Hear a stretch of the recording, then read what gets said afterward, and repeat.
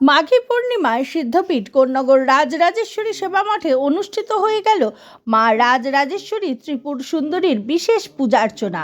29 বছর আগে এখানে মা রাজরাজেশ্বরীর প্রাণ প্রতিষ্ঠা করেছিলেন জগৎগুরু শঙ্করাচার্য দ্বারকার শারদা পীঠাধীশ্বর স্বামী স্বরূপানন্দ সরস্বতী মহারাজ। পরে প্রতি বছর তিনি এই উৎসব উপলক্ষে উপস্থিত থাকতেন মঠে।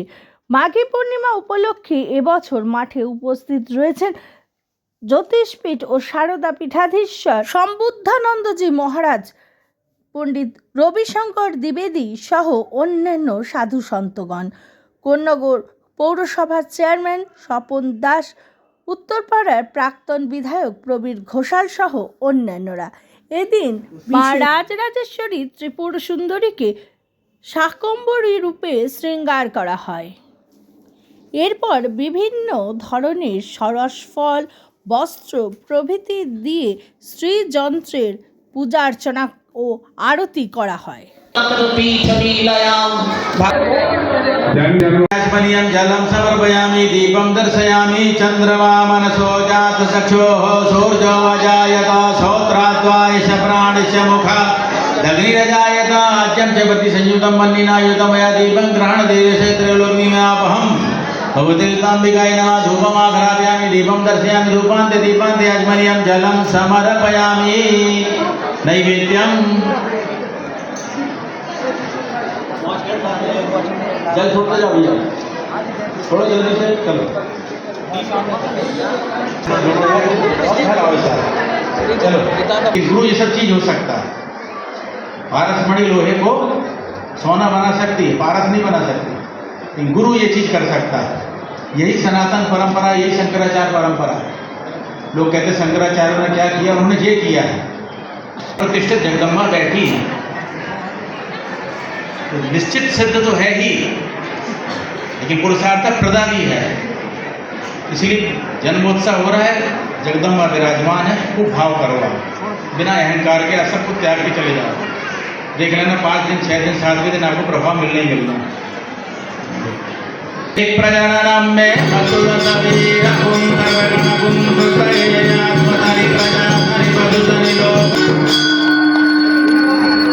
जय ललिते जननी अम्ब जय ललिते जननी कारुण्यस्तवन परायण समिदाखिलतापे अम्बा समिदाखिलतापे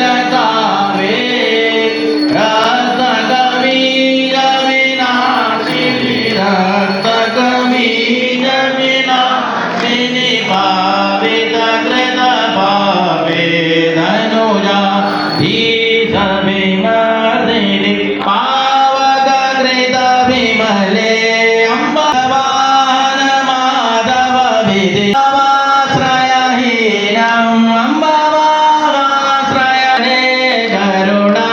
शोभा यात्रा कलकत्ता न्यू टाउन गई थी। वहाँ पर श्रीमान सुनील डागा रिजिन डागा उनके घर में गई थी और वहाँ पर पूजन आराधन भगवती का हुआ, भोग प्रसाद हुआ, सत्संग हुआ। उसके बाद पुनः जगदम्बा यहाँ आ गई हैं और आज सुबह से योगिनी का पूजन हम लोगों ने किया, श्रीयंत्र का पूजन किया और सहस्त्रनाम पूजन हुआ। तरह तरह की वस्तुओं से भक्तों ने उनका अर्चन किया है। और उसके बाद सनातनी ध्वजा जो पूज्य महाराज श्री ने आज 29 साल पहले यहाँ फहराया था, उसी नियम उसी परंपरा का हम लोगों ने पालन किया, ध्वजारोहण किया है। अब सामान्य लोग जो है भोग प्रसाद ले रहे हैं श्रद्धा विश्वास से। आज जो धर्म के नाम पे जो हो रहा है समाज में, इसके बारे में क्या बोलेंगे आज? उसमें ऐसा है कि सनातन धर्म बहुत व्यापक है, कोई व्यक्ति विशेष नहीं है, सदा से रहने वाला तंत्र सनातन है। वर्तमान में जिस ढंग से महात्माओं का अनादर, महिलाओं का अनादर, बच्चे नशा की ओर प्रवृत्त हो रहे हैं, तो निश्चित रूप से गर्त भी हम लोग जा रहे हैं। और सबसे बड़ी बात ये है, गौ हत्या, गाय कट रही है तो उसका जो रक्त गिर रहा है, आप देखिए भगवान राम ने भी विप्र धेनु संतन हित दीन मनोज अवतार, ये भगवान राम का स्वरूप था। राम राज्य में जो गाय की ठीक से सेवा नहीं कर पाए राजा थे, उन्होंने पुनः कृष्ण रूप लेकर के अपना नाम ही गोपाल रख लिया और जब गायों के पीछे पीछे घूमते, ये हमारी संस्कृति है। वहाँ पर गाय के साथ इस तरह से हो रहा है तो निश्चित तौर से आप देखिए वर्तमान में क्या हो रहा है, पूरे समाज में अशांति है। सुख शांति आएगी कैसे? ये सब तो परंपराएं हैं। इसी में नव दुर्गा का रूप है, इसी में दशमा विद्या का रूप है। रक्त बीज ने अति कर दिया तभी तो जगदम्बा ने काली का रूप लिया। संत हृदय न अपनीत समाना, संत के लिए भगवान हनुमान, भगवान राम ये लोग तत्पर रहते हैं सेवा के लिए। यहाँ पर देखिए रामकृष्ण परमहंस क्या नहीं किया, चैतन्य महाप्रभु क्या नहीं किया समाज के लिए। यही बात, संतों का सम्मान होना चाहिए, महिलाओं का सम्मान होना चाहिए, कन्याओं का सम्मान। 8-8, 3-3 साल की बच्ची बलात्कार कर रहे हैं। आसुरी प्रवृत्ति से भी खतरनाक प्रवृत्ति ये समाज की हो रही है, तो कहाँ जाएंगे हम लोग? ধর্মকে রাজনীতির একটা হাতিয়ার করা হচ্ছে এখন, কি বলবেন? धर्म के बिना राजनीति राण हो जाएगी। प्राचीन काल में भी राजा लोग जब रहते थे, कोई जब ऐसी अकाल दुर्भिक्ष पड़ता था तो राजा लोग जाकर के ऋषि मुनियों से आशीर्वाद लेते थे, उनसे आज्ञा लेकर के प्रजा का पालन कैसे हो ये करते थे। धर्म कब अलग हुआ राजनीति से, ये बात। लेकिन उसका दुरुपयोग करना ये घातक है। अंकुश तो होना चाहिए, धर्म का अंकुश होना चाहिए। बाकी राज्य की सेवा करो, समाज की सेवा करो, इसलिए हमारा लोकतंत्र है। तो सबसे शानदार लोकतंत्र विश्व में हमारा। लेकिन वर्तमान में जिस तरह से अहंकार, ईगो प्रॉब्लम जो आ रहा है, ये निश्चित रूप से घातक है। युवा वर्ग से अधिक भ्रमित हो रहा है। आज ভান্ডারায় কত মানুষ ভোগ খাচ্ছে, ভান্ডারায় কত লোক? उसमें ऐसा शाम को 4:30-5 बजे तक भोजन चलेगा, तो गिनती नहीं है। जो बैठेगा उसको श्रद्धा विश्वास से आता तो निश्चित रूप से भोग प्रसाद खा करके भी जाएगा। तो उचित हो रही है। 10,000 आदमियों को भोजन बनवाया है अभी हम लोगों ने। ঠিক আছে। আর বলছিলাম আজকে তিথি পূজায় যে ভক্তবৃন্দের যে ভক্ত সমাগম, माघ मास में प्रयाग है, माघ मासी से बिलपत्र में शिवार्पण लिखा है। लोग कल्पवास करते हैं, गंगा स्नान करते हैं। जिस तरह से अमावस्या मौनी अवसर में पूजन होता है, इसी माघ की पूर्णिमा है। माघ पूर्णिमा तो पूर्णता, और गंगा किनारा हमको मिला है, जगदम्बा शाकंभरी रूप में है। मनोकामना पूरी तो होना ही है कि आपको माघ मास में जगदम्बा के दर्शन मिल गए। इससे बड़ी कृपा और क्या होगी? अब ये आपकी साधना के ऊपर है, आपके डाकने के ऊपर है। आप कितना गहराई से भगवान को डाक सकते हैं, निश्चित रूप से कृपा वो करेंगे। करुणामयी है, दयामयी है जो होना। शास्त्र कहते हैं कि जब अकाल दुर्भिक्ष भय पड़ जाता तो जगदम्बा शाकंभरी का रूप लेकर के अपने बच्चों का पालन पोषण करती थी। इसलिए जगदम्बा शाकंभरी रूप में है। आप देखिए बहुत बड़ी शीतलाष्टमी पूजन होती है, घर में शीतलता रहे और घर में हरियाली रहे, हरे भरे हम लोग रहें, इसलिए माँ शाकंभरी के रूप में विराजमान है। और सब तरह की सब्जियां हैं, किसी को कुछ पसंद, किसी को तो माँ तो है, बच्चों की जिद के आगे उसको ऐसा रूप धारण करना पड़ा। किसी को गाजर पसंद, किसी को पालक पसंद, किसी को आलू पसंद है, सब भगवती के ऊपर है। तो इसलिए माँ जगदम्बा का हम लोग शाकंभरी का श्रृंगार पूर्णिमा के दिन करते हैं कि आज के दिन आपका जन्मदिन मनाते हैं। शाकंभरी आज माघी पूर्णिमा है। माघ मास का बहुत बड़ा महत्व है। और माघ मास में ही कल्पवास करते हैं, गंगा स्नान करते हैं, नर्मदा स्नान करते हैं।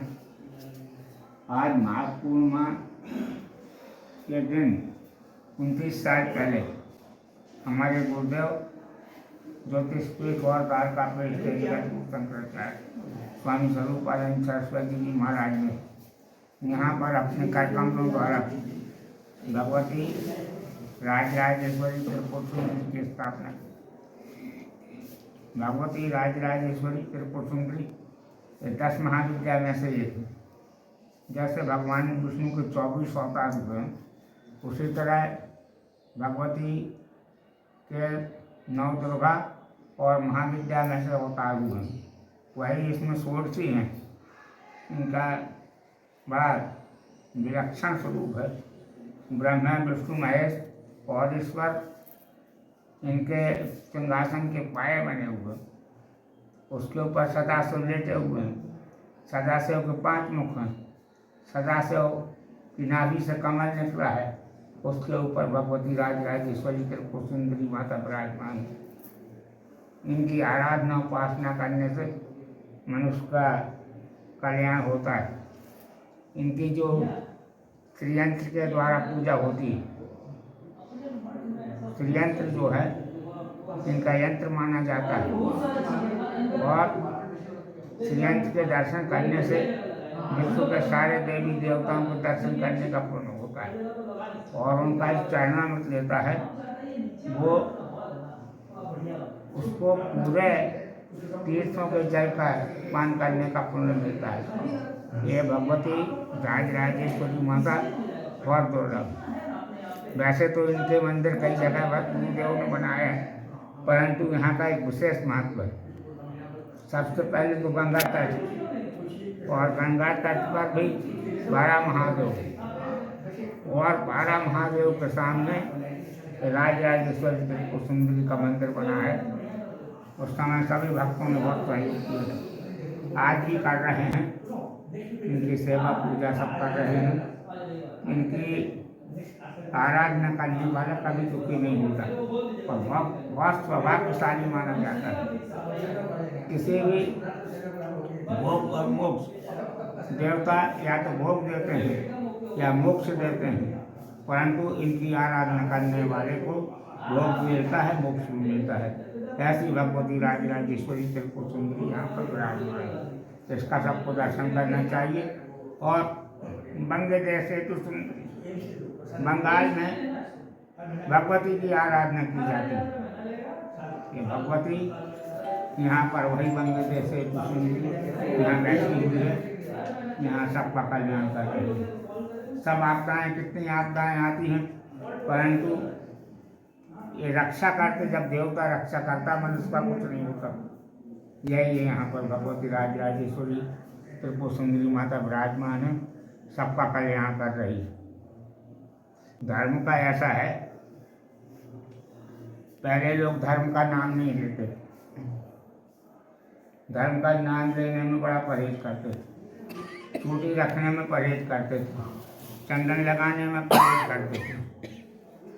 परंतु जब से अयोध्या में रामलला की प्रतिष्ठा मोदी जी ने की, वहाँ करवाई है, तब से खुलेआम लोग धर्म के ये बोल रहे हैं कि आज के लोग धर्म को विशुद्ध धर्म रखना चाहिए, धर्म के नाम पर राजनीति नहीं करना चाहिए। धर्म तो धर्म होता है, ये साधना के उपासना की चीज़ है, अपने मनुष्य के कल्याण की चीज़ है। और राजनीति ये अलग बात, ये लाइन दूसरी है और ये लाइन दूसरी है।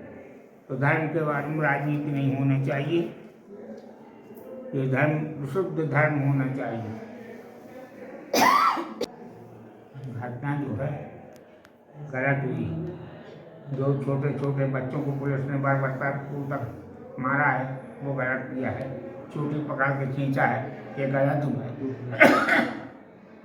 समझा देते, समझाने से ही बात चल जाती, परंतु जो श्रद्धालु, जो आस्थावान, जो गंगा के प्रति आस्था रखते हैं, धर्म की प्रति आस्था रखते हैं, पुलिस ने उनको बर्बरतापूर्वक जूतों से पीटा, डंडों से पीटा। ये गलत है, इसकी हम घोर निंदा करते हैं। ये नहीं करना चाहिए। पुलिस व्यवस्था बनाने के लिए होती है, पीटने के लिए नहीं होती। युद्ध करने के लिए सेना होती है, पुलिस तो नहीं होती। पुलिस व्यवस्था बनाने के लिए होती है, पुलिस को व्यवस्था बनाना चाहिए था, पर इनके साथ पीटना ये सब बहुत गलत बात है। छोटे छोटे बच्चे जो वेद पाठ करते हैं, जो उनके माता पिता ने भेजा संस्कृत पढ़ने के लिए, वेद पढ़ने के लिए, वेद पाठ करने के लिए, परंतु जब वो अपनी आस्था के साथ, अपने गुरु के साथ गंगा स्नान करने के लिए जा रहे थे, तो उनको पीटना बहुत गलत है, बहुत घोर अपराध है और इसके लिए उनको प्रायश्चित करना चाहिए।